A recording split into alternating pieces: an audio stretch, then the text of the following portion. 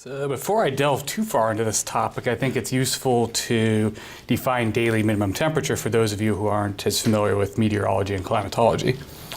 Quite simply, daily minimum temperature is the lowest temperature, or T, that occurs in a given 24-hour period. Generally, for record-keeping purposes, we define the 24-hour period as midnight to midnight. As shown in the schematic to the left of the slide, the minimum temperature for a day tends to occur around sunrise, when Earth's outgoing long-wave radiation, which originates near the ground, is at a minimum. The minimum temperature gives information about temperature at nighttime, when most people tend to be asleep. Because of that, it often is overlooked, even though it is important, as I soon will explain. Minimum temperature is related to mean and maximum temperature in the following way. Mean temperature is the arithmetic or usual average of minimum and maximum temperatures. So I stated that minimum temperature and its trends are important to society and the economy. Here are a few reasons why. For one, increasing minimum temperature influences agricultural prospects. For instance, many fruit trees and bushes require so-called chill hours to bear fruit, and those stand to be lost if minimum temperatures increase, especially during the winter months. Chill hours is defined by the number of hours in a cool season where the temperature is between the freezing point, so 32 degrees Fahrenheit, and some higher temperature, often 45 or 60 degrees, depending upon what fruit or berry we're talking about. If too few chill hours occur during a cool season, then yields are reduced during the following warm season. On the flip side, the cultivation of more tropical crops may become possible. Examples of those kind of crops are vanilla or pongomia, and there's several others that are being investigated. The cooler hours at nighttime are when many plants, especially during the summer, recover from the heat of the day. Increased temperatures during the nighttime can reduce the efficacy of this recovery period. Increasing minimum temperature also influences energy use. In the cool season in Florida, demands for heating, which is probably used most heavily at night in many parts of the state, could decrease. This leads to a decrease in energy use. However, on the flip side, in the warm season, demands for cooling and air conditioning could increase. That is, an air conditioner may need to run for longer to maintain desired indoor temperature because of a lack of cooling at night. Also, the season in which air conditioning is required could become longer each year.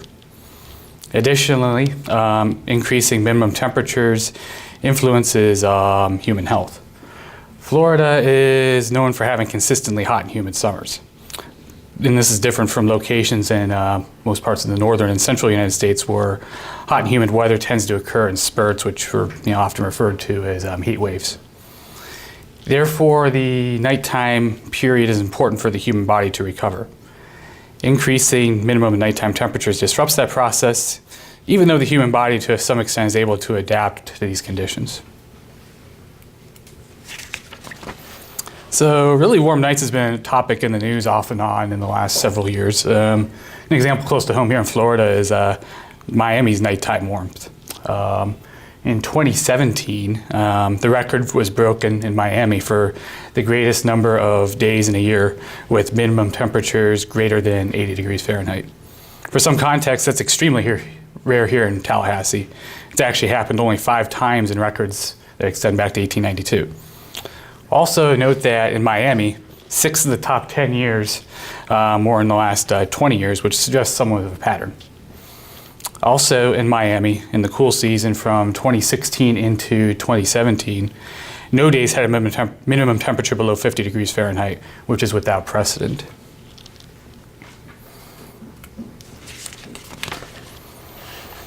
So for Miami, let's look at a longer time period and averages for Miami minimum temperature. This is the plot that's shown as a time series of annual average minimum temperature from 1895 to present. I can tell you that the overall increasing trend shown by minimum temperature trumps that of maximum temperature over the same period, even though it's not explicitly shown here. Given the societal importance of increasing minimum temperatures, it's worthy of a closer look. Does this trend hold up over a larger region? Is there any seasonality to it? And is it more prevalent during the spring, summer, fall, or winter?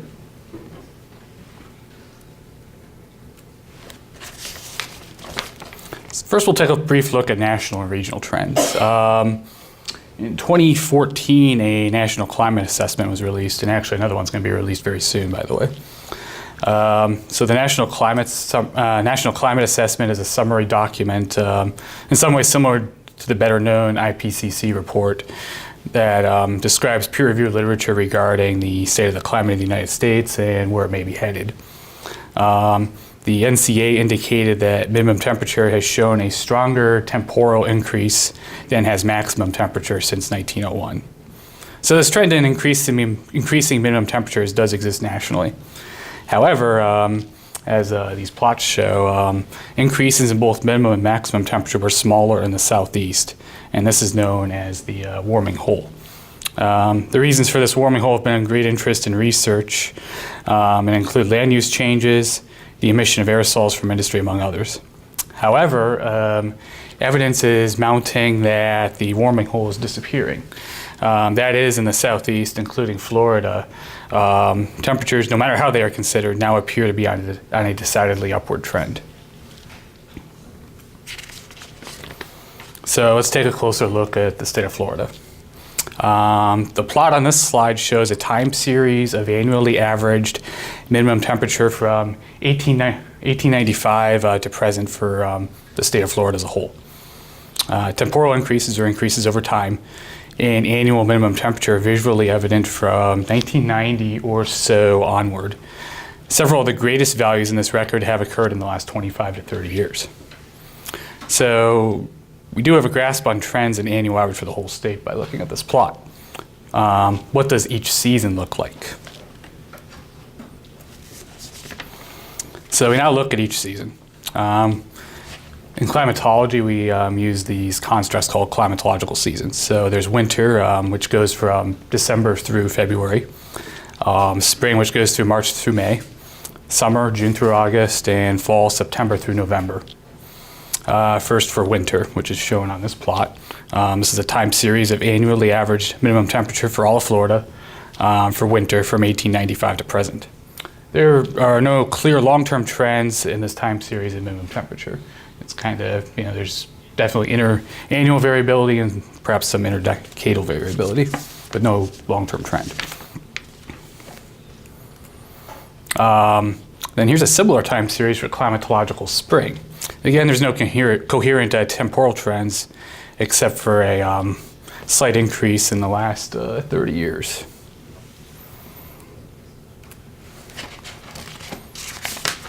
And here's another similar time series for a climatological summer.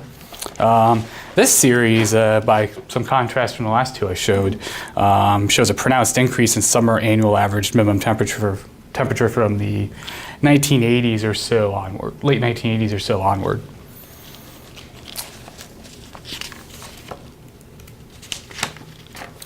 And then here's that same time series for climatological fall.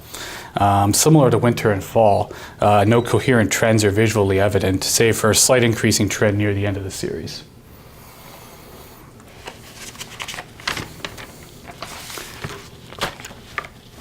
So of all the seasons, the temporal increase in minimum temperature during the last 25 years is most pronounced during the climatological summer compared to other seasons. So I guess the next question is, what are the summer temporal trends in different parts of Florida? So to examine summer trends for different regions of Florida, we use the concept of a climate division.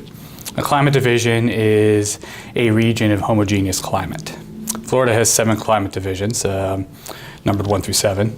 Division 1 is the northwest region, and that covers the western Big Bend and the Panhandle, so that includes Tallahassee. Climate Division 2 is the north one, that includes places like Jacksonville and Gainesville. The north central one covers, so number 3 covers the northern half of what's generally considered central Florida. And then there's 4, the southern half of central Florida, including places like Tampa. Then there's Climate Division 5, which covers the Everglades and the southwestern coast, so places like Fort Myers and then obviously the Everglades. Climate Division 6, Lower East Coast, so the southeast coast, places like Miami, Palm Beach, Fort Lauderdale. And then there's the Keys, Climate Division 7. So these first two time series show summer, June through July, annual average temperature from 1895 to present for the Northwest and North climate divisions. Both these time series show a mid-century dip in these values, so kind of consistent with the whole warming hole idea I talked about earlier, followed by a pronounced temporal increase in the last 25 to 30 years, and a especially pronounced increase in the last 10 years or so.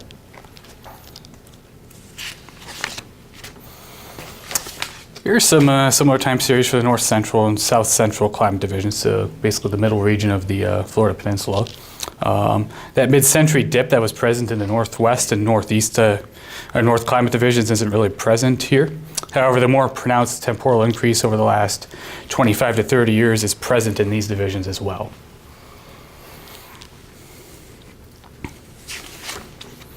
Then here are those same summer time series for the Everglades, the Southwest Coast, and Lower East Coast climate divisions. The temporal increase has occurred in these two regions from around 1930 to present, and has become more pronounced in the last 25 to 30 years. Then here's that same time series for the Florida Keys, and it shows a similar long-term increases for mainland South Florida.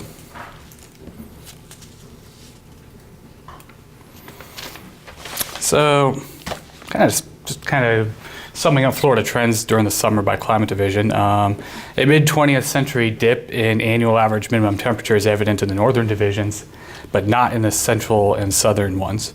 And this likely is related to the aforementioned warming hole being more present in the more mainland southeast rather than the Florida Peninsula. And the central and southern divisions, as a result, the temporal increases occurred over a longer period. These temporal increases in summer minimum temperature have become more pronounced over the last 20 to 30 years. So it kind of begs a few questions. Are ocean or urban influences at play? In the central and southern portions of the state, where urbanization has been the greatest, arguably, the start of temporal increases in minimum temperature coincides with the start of more rapid urbanization. But could ocean influences also be at play, especially in the more recent increases in those areas? High sea surface temperatures, which are pretty abundantly present at this time, may also increase near surface humidity levels, and that may allow for temperatures to stay warmer at nighttime, thereby increasing minimum temperatures. And then could it be some combination of both urbanization and the recent increases in sea surface temperature? And frankly, it's kind of hard to tell using the division approach that I use. So I guess a future approach might use use more of a station by station or even a satellite type approach. So just to sum up what I've discussed, minimum temperature increases are often overlooked by the public, and despite their impact on society and the economy. In Florida, temporal increases in minimum temperature have trumped those of maximum temperature, mirroring regional national trends, especially in the last 25 to 30 years. Urban and land use and ocean influences likely are important, since Florida is nearly surrounded by ocean and has had much population increase in urbanization.